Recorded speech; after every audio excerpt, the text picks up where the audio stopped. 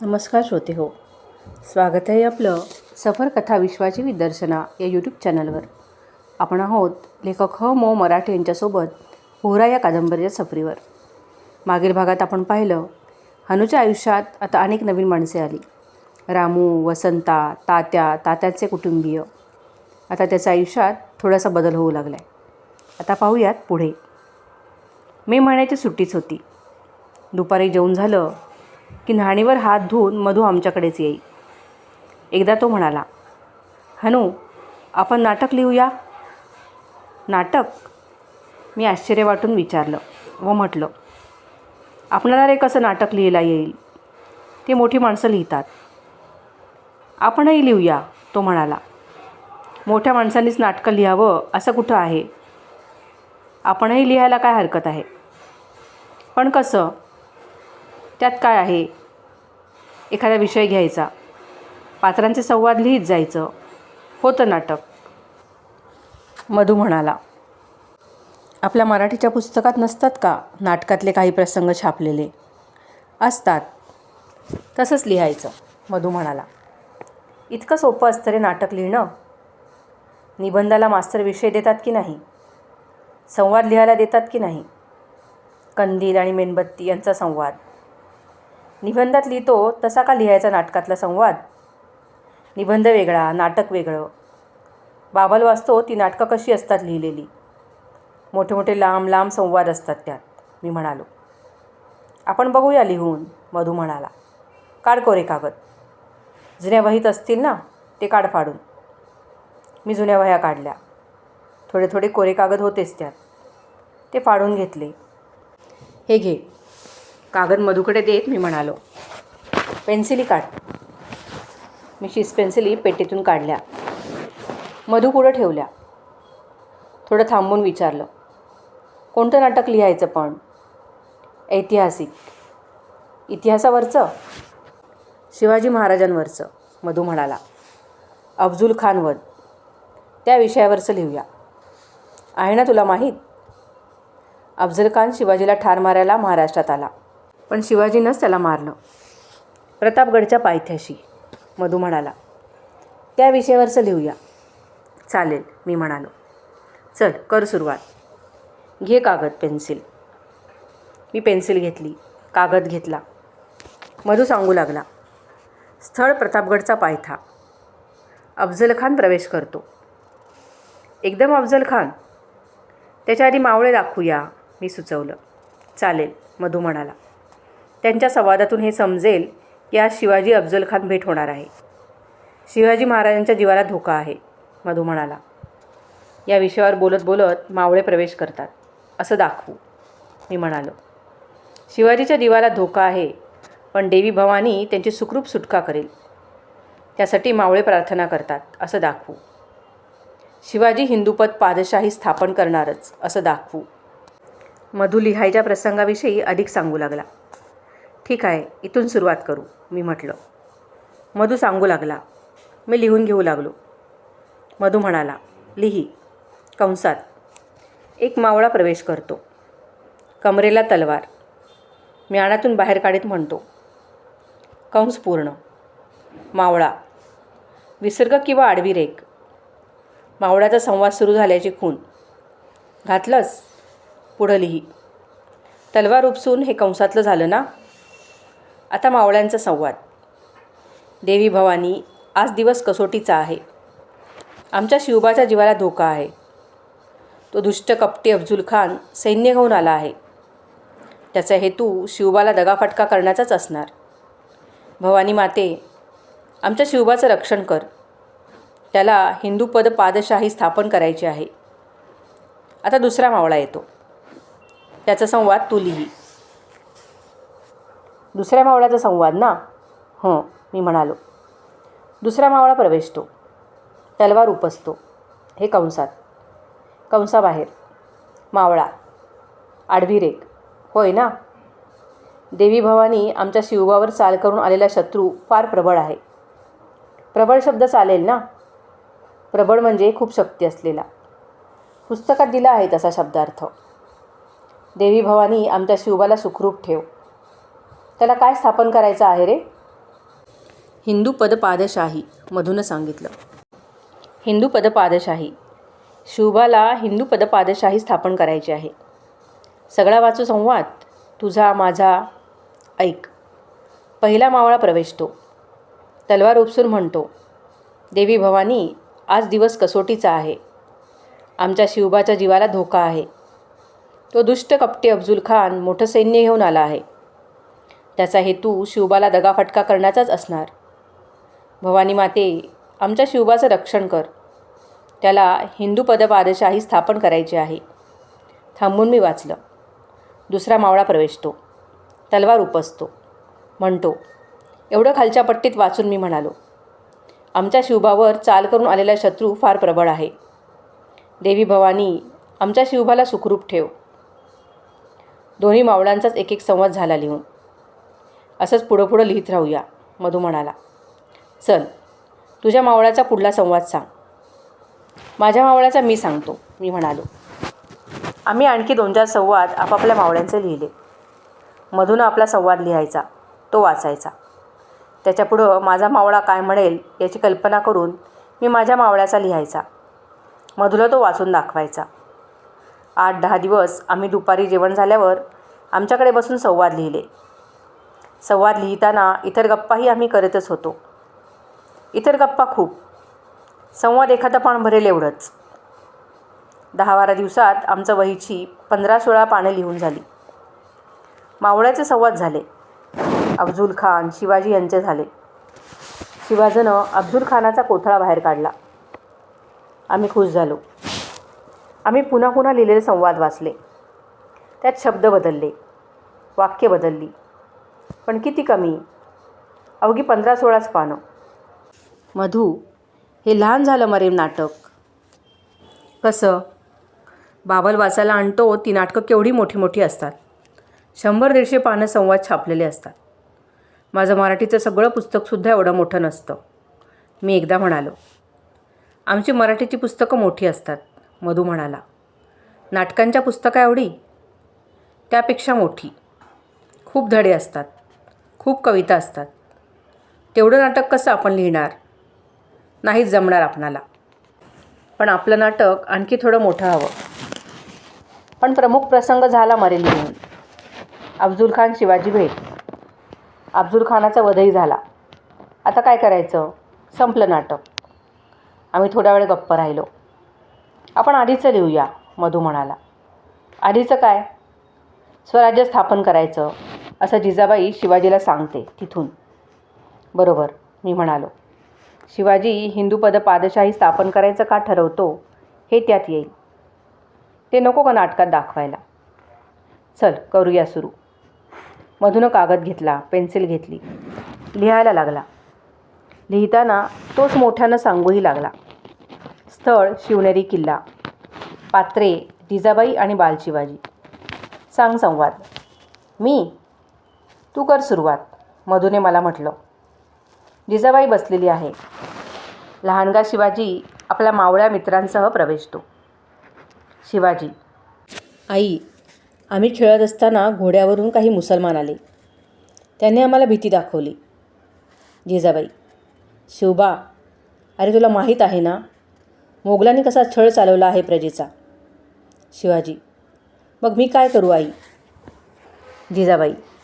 शिवबा, अरे तू मोगलांचा पराभव कर. त्यांना पिटाळून लाव.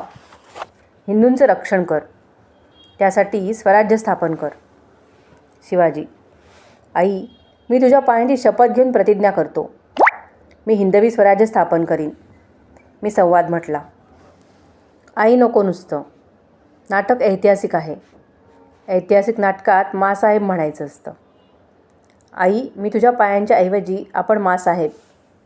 आम्ही आपल्या चरणांची शपथ घेऊन प्रतिज्ञा करतो हिंदवी स्वराज्य स्थापन करण्याची, मधू म्हणाला. लहानगा शिवाजी आम्ही कसं म्हणेल, मी विचारलं. ऐतिहासिक नाटकात तसंच म्हणतात. गेल्या वर्षी भाऊ पुराणिकांनी शारदोत्सवात ऐतिहासिक नाटक बसवून घेतलं होतं.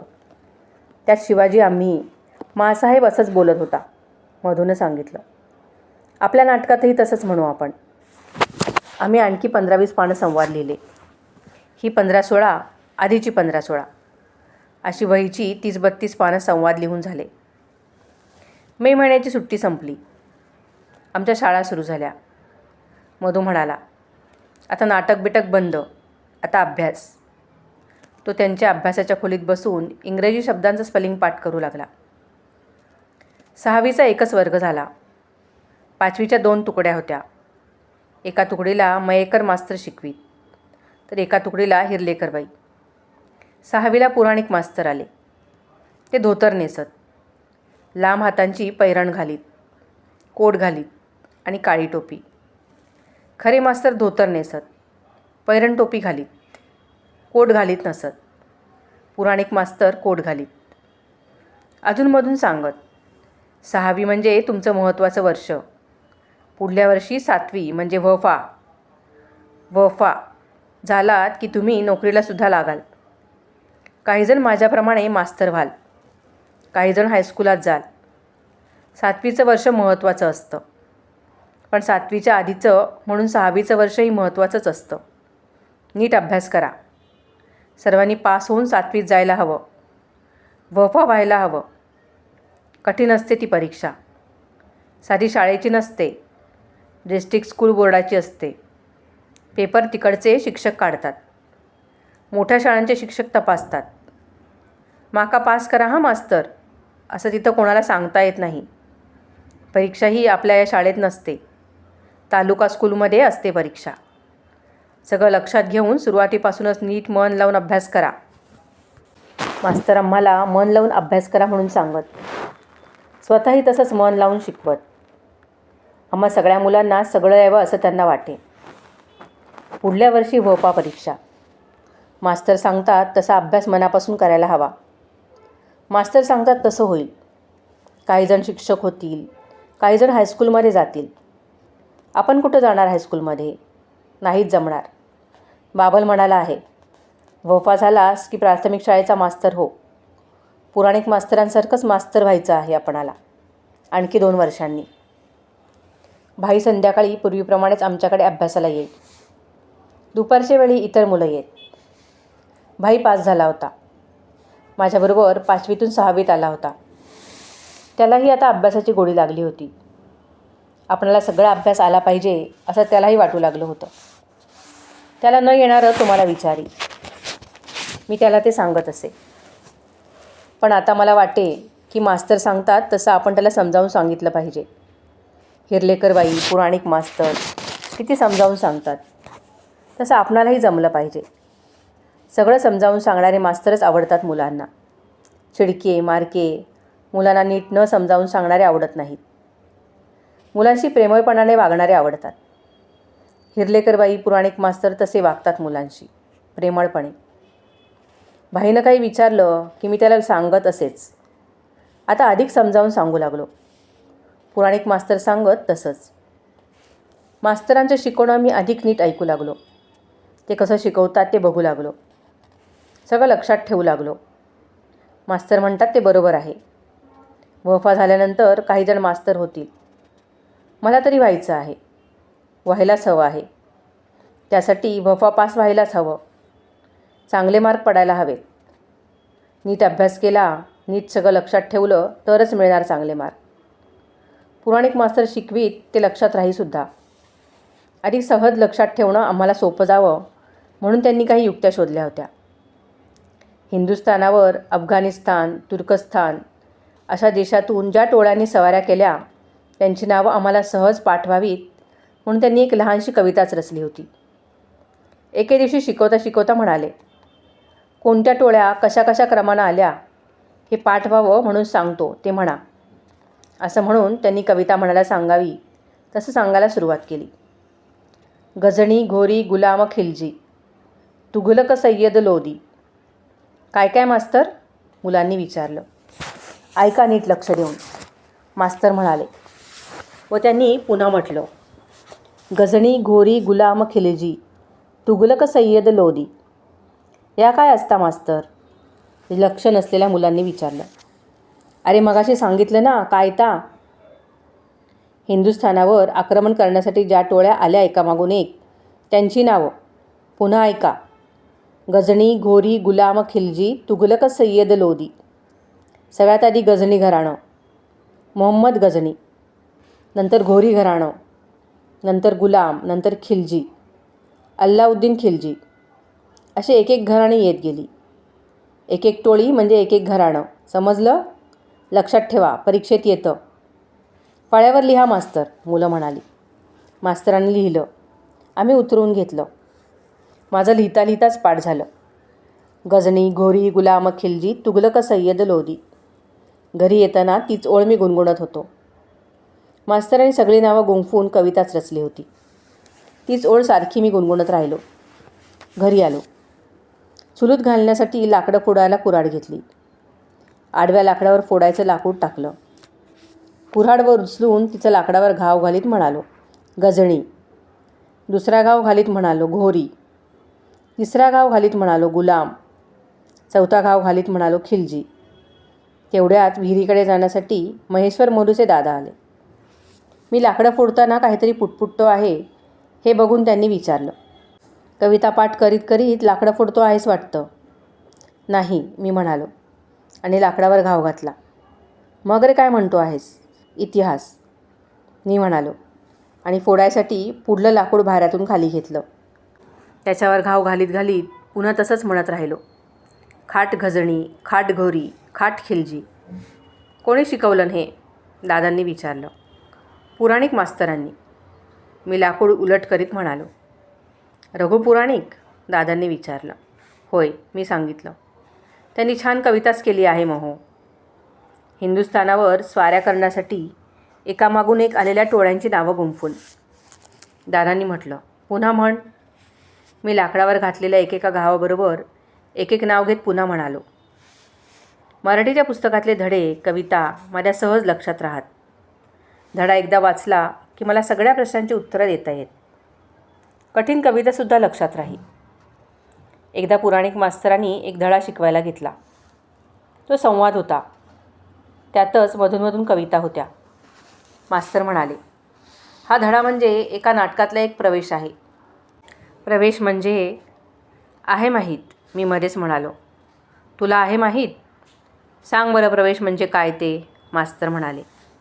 मोठ्या नाटकातला एक भाग. काही पात्रे येतात, संवाद म्हणतात तो. अफजल खानच्या वधाचं नाटक असेल तर काही मावळे आधी प्रवेश करतात आणि भवानी मातेला प्रार्थना करतात. आई भवानी, आमच्या शिवबाला सुखरूप ठेव. असं बोलताना शिवाजी अफजल खानाच्या भेटीबद्दल बोलतात आणि जातात. हा संवाद म्हणजे प्रवेश, मी सांगितलं. नाटकं वाचतोस का तू? मास्तरांनी विचारलं. बाबाला आणतो त्याला वाचायला. ती वाचतो, मी म्हणालो. वाच तू नाटक, पण अभ्यासाकडे दुर्लक्ष नको. पुढल्या वर्षी भोपाशी परीक्षा द्यायची आहे, हे विसरायचं नाही, मास्तर म्हणाले आणि त्यांनी धडा शिकवायला सुरुवात केली.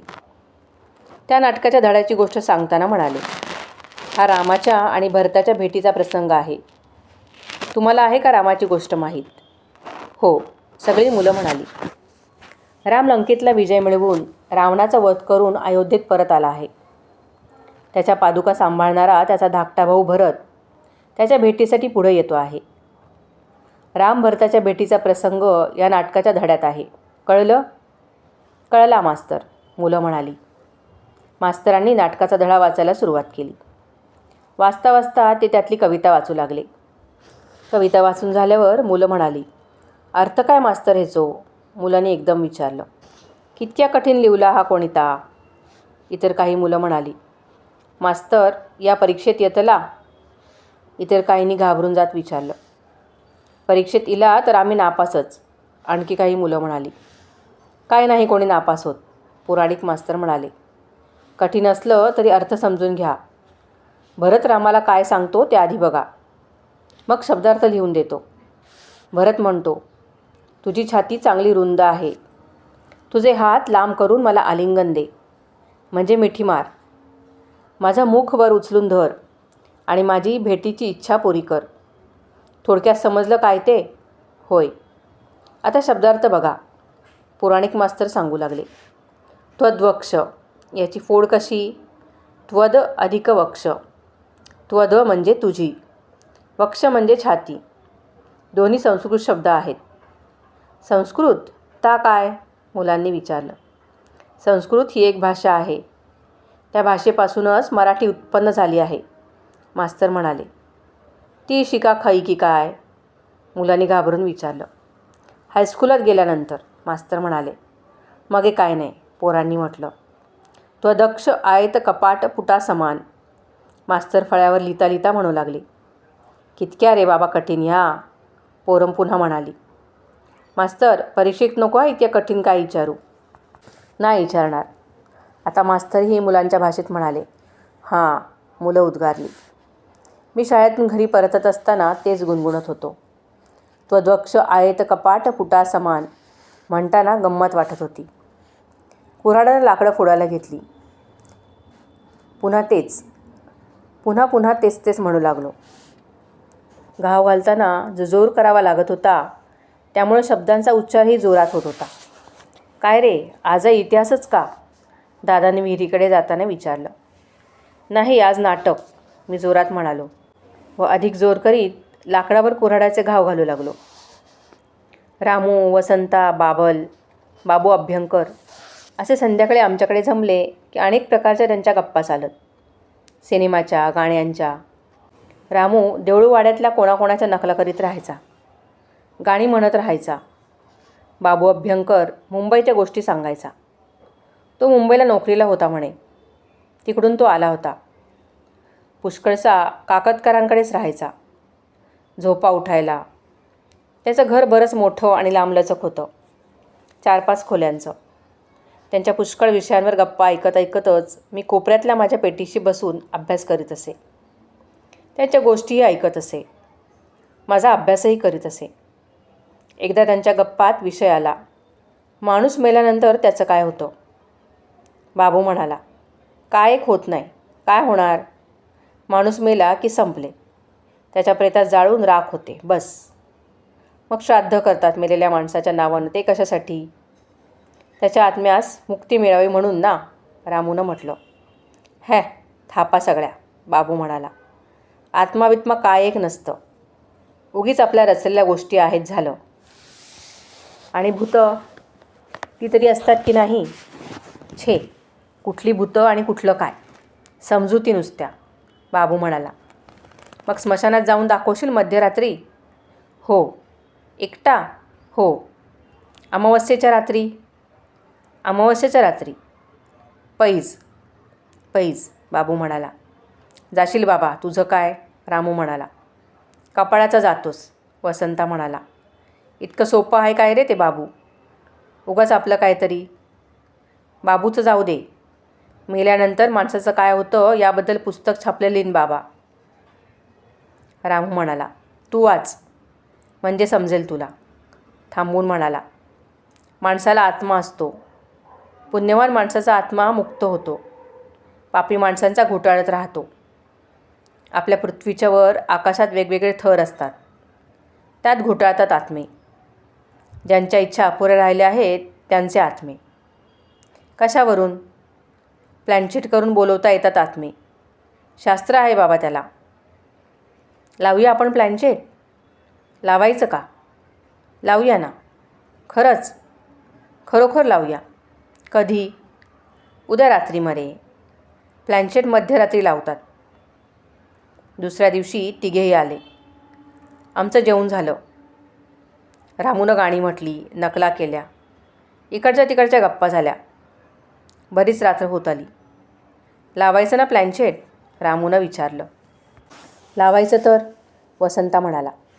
घे पाटवाटी. आमच्याकडे आता 1-2 जुनेचे पाट होते. 1-2 वाट्या होत्या. मी पाटवाटी आणली. रामूनं पाट मांडला. त्यावर वाटी ठेवली. कंदील बारीक केला. मी घाबरून पण उत्सुकतेने बघत राहिलो. बसा सगळे भोवती. तिघांनी वाटीला बोट लावून धरायची. कोणीही वाटी ढकलायची नाही. आपणाला ज्याच्या आत्म्याला बोलवायचं असेल त्याला हाक मारायची. तो आला. त्याचा आत्मा की वाटी आपोआप हलू लागते. पुढं सरते. आपण त्याला ते विचारायचं. त्याची वेळ झाली की तो निघून जातो. वाटी हलायची थांबते.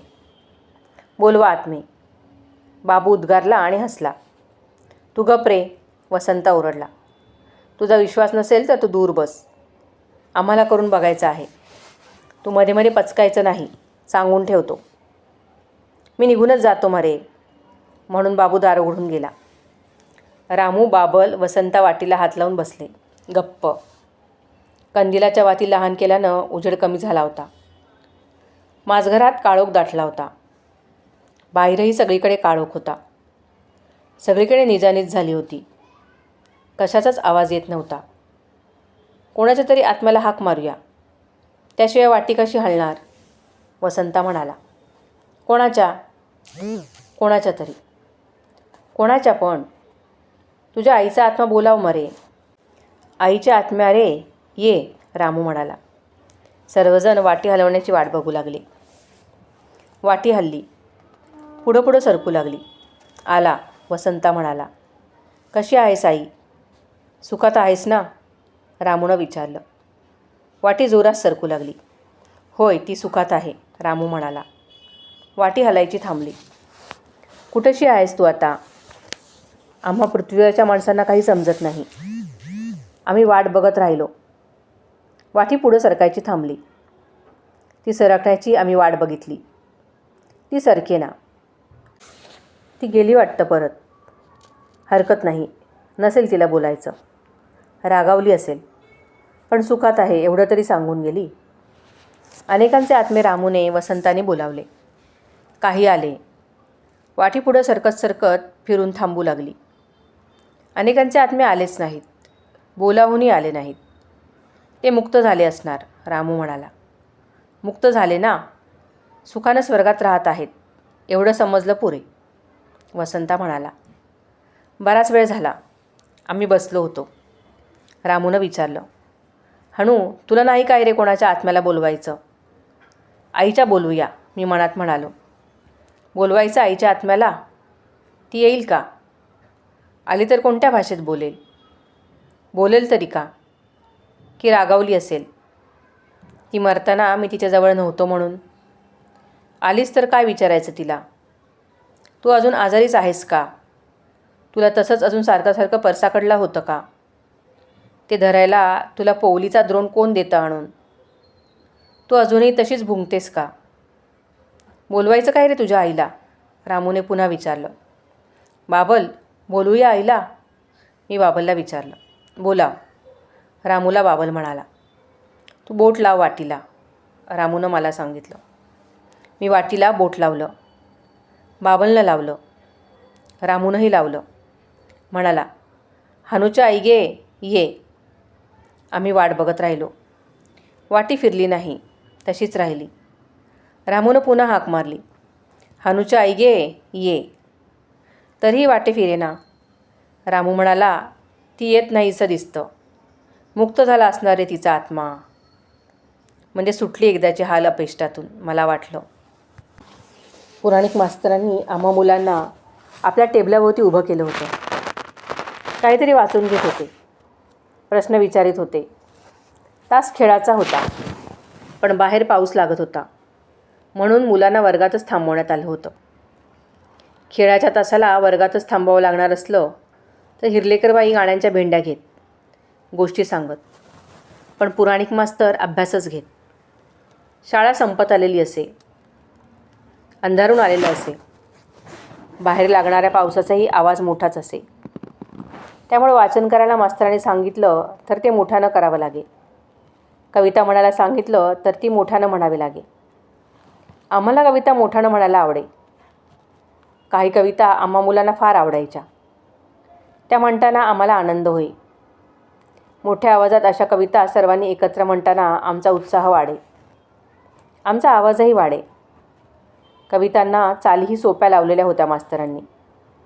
केवढे हे क्रौर्य म्हणताना आम्हा सर्व मुलांचा आवाज भरून येई. क्षणोक्षणी पडे, उठे परी बळे, उडे बापडी. ही अशी आम्ही संत आवाजात सुरुवात करून आणि पुढं म्हणत जाऊ.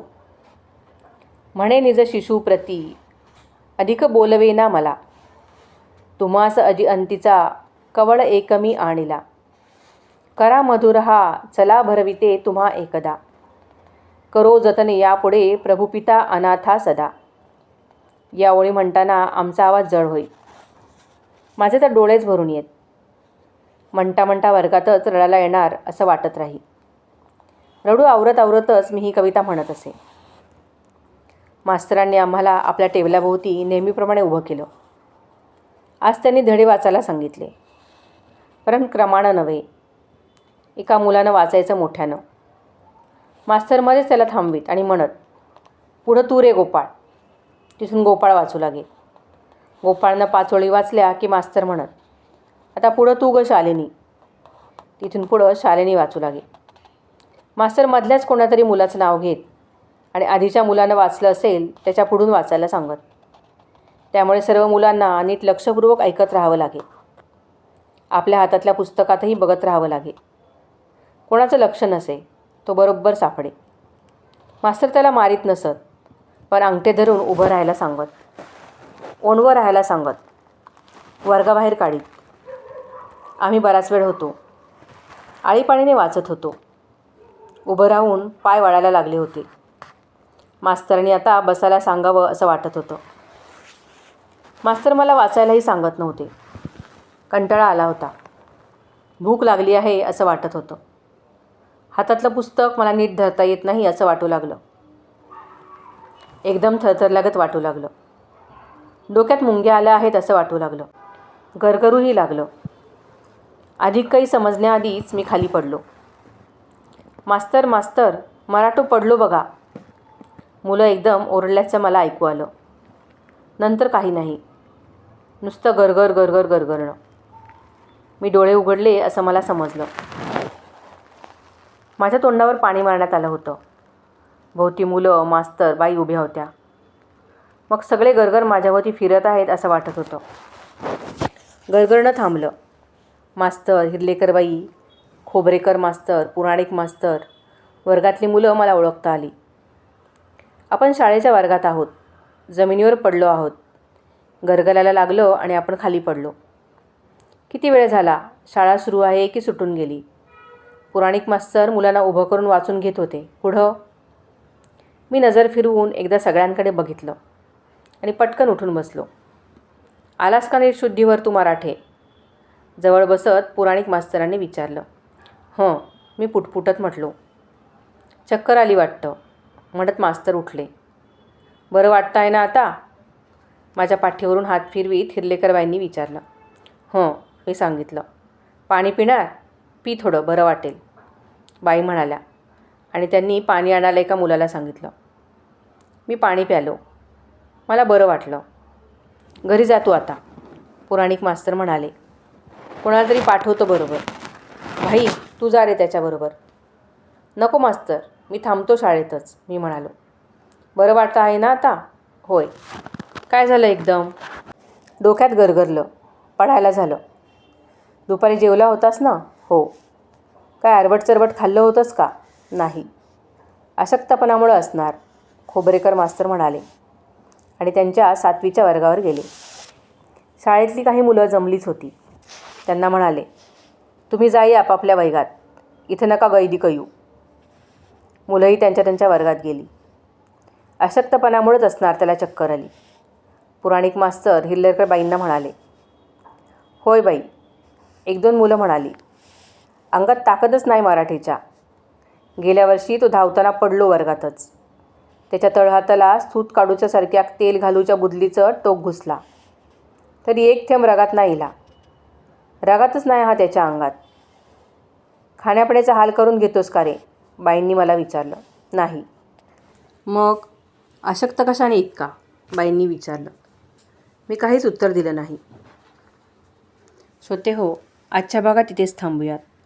पुढे काय होतं ते पाहण्यासाठी भेटूयात पुढील भागात. कथा आवडत असल्यास लाईक, शेअर आणि कमेंट करायला विसरू नका. तोपर्यंत धन्यवाद.